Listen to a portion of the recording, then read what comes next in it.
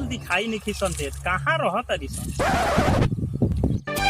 अब होई हमारे बर्बादी तोहर याद तो जिए अरे होदे माला वो का दिखाई देती अरे भैया छीन के ले जइबू आजादी गम। अरे जान इतना सज धवज के कहाँ जात बारू मुंह फेर जाई हाथ पति तरह से मलाई हो जान एक बार और मारो ना। चलो तो रास्ता में अकेला हमरो के अपन बनाला हो जाई जाई दुकेला। कौन है सर तू? ये हमर लवर है मार ये हमरा के छेड़त हवे हमार जान के आए तू छेड़बे यार।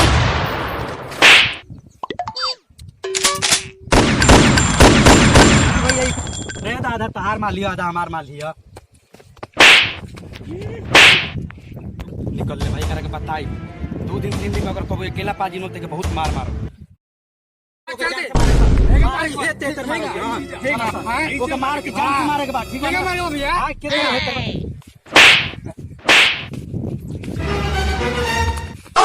इधर मारिए ठीक बना है बस छोड़ भैया आएंगे मारे वो आएंगे मारे इधर मारिए चल चलो चलो सर चल चल जिया है बिहार के लाला अरे जिया तू 1000 साला। तीनों में से कौन जाए पहले रे भैया हम लेबो तू जीबे हां हमर हाथ नु खजुआत हवे जीबे तू पहले हो गए नु बहुत मार के मार हमरा के भाई पहले हम जाई हमरा के बहुत दिन हो गइल बा मरला।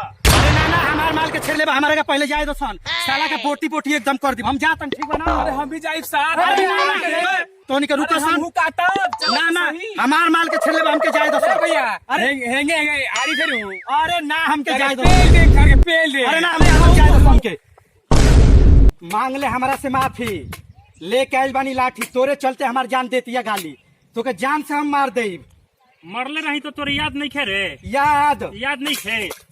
अरे निरहुआ खेसरिया पवनवा उठिए संता प्रेम लवली लगा के आता ना एकरा के मारो सनु और नचा नचा के मारो सन की जिंदगी भर याद रखो।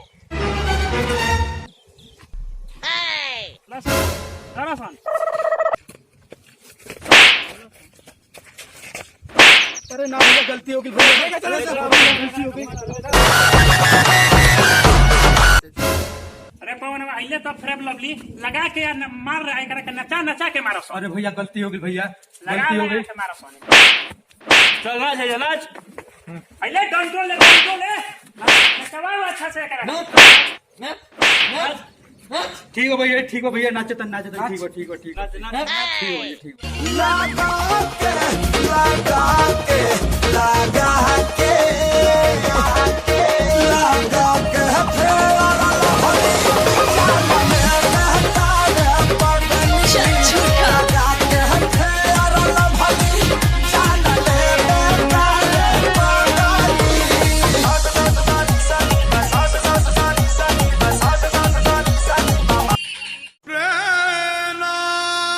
साला इना चाह के मुआइया से करे हमरा के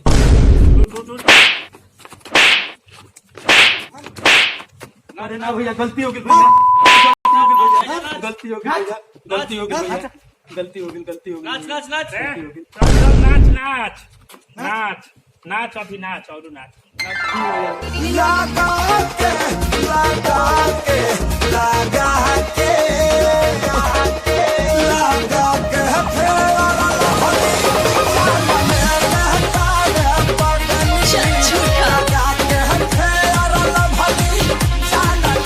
चल चल भाग भाग ना के बाद देख लेम तो मार दम गोली तो रखे जो। अरे हऊ देखा लगा था हमारे भाई बहुत मार मार ले वाला हो आबा तो सीना तान के भैया कैसे मल्ला हो अरे फेयर लवली लगा लगा के मारनी अरे बहुत मार मारने वाली मोटी हमरो मारे के बा तोरो मारे के बा आय हमू जाइब अरे ना ना तू बाद में जीप लेकर के जाए जो जो जो जो जो सार के टगरिए छीट दे अरे पेड़े काट दे हमें चीज नहीं खे हैं तू कमाओ तनी ए जोनी के नु तोनी के खरीदारी करत लासन वो हमर चेहरा लग अच्छा गुरुजी प्रणाम। हां का खाई बताई। हां हाँ दूगो समोसा अच्छा और दूगो रसगुल्ला। अच्छे। अरे निरहुआ पवनवा खेसरिया हई गुरुजी के ले जाके दूगो रसगुल्ला दूगो समोसा खोपचा में खियावा संत जी। अरे खेसरिया निरहुआ पवनवा अरे खतदारी करे के तू नहीं कहनी आनु रे ले चल खोपचा में हई ले रसगुल्ला हई ले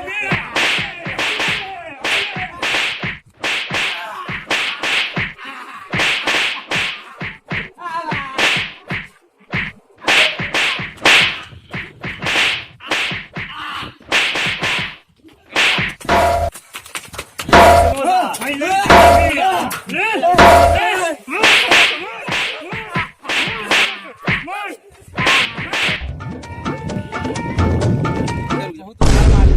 जान से मार दिले बा का हो। वो तो हमारा के मालूम है भाई कैसन ही मार के आवता तो वो करे के बुझात हुई कैसन मार के आवता। मेरे मामा तो जीत के आइल बल्ले अपन हाथ से दे। हैला मार के आइल बा का हो। उठा उठा के किसी के मुंह टंगड़िया के काट देनी सार के होजी। वो हमें जानते ना लखटे। हम भी जाई मारे हमहू मार के आई बेकागो हमहू चीज फाड़ दे जात बानी हमहू आई हम जात तनी मार अब तू हमनी के मना करता। अरे मत जोरे मत जोर दे। अरे तू बचपन से हमरा से अरे मत जोरे जोरे जो जो अरे साला ई बड़ा कुत्ता बड़ा सन यार फिर आ गई एकरा के मार एकदम